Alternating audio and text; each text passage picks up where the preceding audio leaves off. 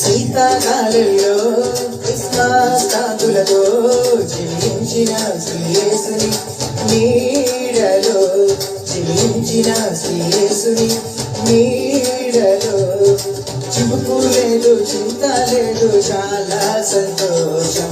బాధ లేదు, భయము లేదు, భలే ఆనందం.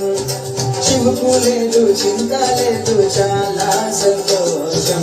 బాధ లేదు, భయము లేదు, భలే ఆనందం.